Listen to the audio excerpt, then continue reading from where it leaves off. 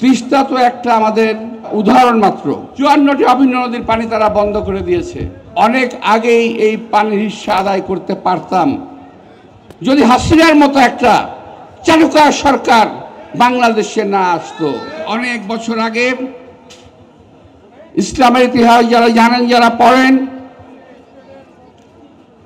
এই পানি দিয়ে, এই পানির অভাবে আমাদের প্রিয় নবী হযরত মুহাম্মদ সাল্লাল্লাহু আলাইহি ওয়াসাল্লামের দৌহিত্র নাতি যাদেরকে কষ্ট দেওয়া হয়েছিল, যারা নিহত হয়েছিল, শাহাদাত বরণ করেছিল, শহীদ হয়েছিলেন, আজকে সারা বাংলাদেশকে, শুধু তিস্তা নয়, সারা বাংলাদেশের ৫৪টি অভিন্ন নদীর পানি বন্ধ করে দেওয়া হয়েছে।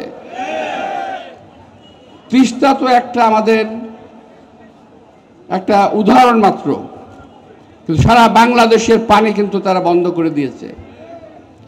তারা তিস্তা বন্ধ করেছে, ফারাক্কা বন্ধ করেছে, সুরমা কুশিয়ারা বন্ধ করেছে, আরো বহু নদী আমার সামনে আছে, নাম বলতে পারবো না। ৫৪টি অভিন্ন নদীর পানি তারা বন্ধ করে দিয়েছে। এ নিয়ে আমরা অনেক আগেই এই পানির হিস্সা আদায় করতে পারতাম যদি হাসিনার মতো একটা চালুকার সরকার বাংলাদেশে না আসতো। এই পানি নিয়ে কোনো কথা তারা কোনোদিন বলে নাই, আমরা বলছি।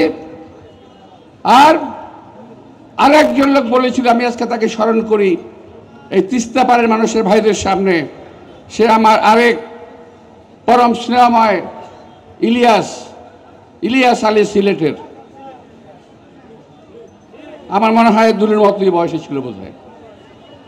তো এই ইলিয়াস আলীকে গুম করা হলো, হত্যা করা হলো, শুধু সুরমার বাঁধ নিয়ে সে প্রতিবাদ করেছিল। আমি সবার সামনেই দুলুকেও সাবধান করব, ও যেন একটু সাবধান থাকে, কারণ ভারত কখনো এই ধরনের প্রতিবাদী মুখ সহ্য করতে পারে না। দুলু উত্তরবঙ্গের একজন প্রতিবাদী মুখ, একজন প্রতিবাদী সন্তান, দুলু এলাকার একজন কৃতি সন্তান বলে আমি বিশ্বাস করি।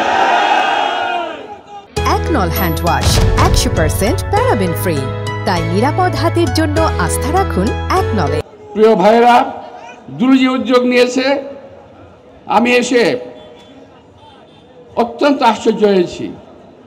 এত সুন্দর গুছানো একটি আয়োজন, একটি আন্দোলন আমি অন্তত আর কখনো দেখি নাই। আমি বিশ্বাস করি পত্র পত্রিকা, সোশ্যাল মিডিয়ার মাধ্যমে বিশ্ববাসী জানতে পারবে যে ভারত আজকে আমাদেরকে পানির অভাবে কি কষ্ট দিচ্ছে।